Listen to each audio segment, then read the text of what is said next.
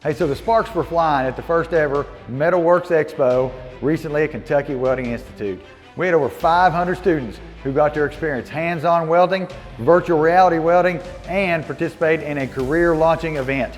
This was the next generation's chance to weld head-to-head with Kentucky's elite instructors and some industry professionals from around the United States.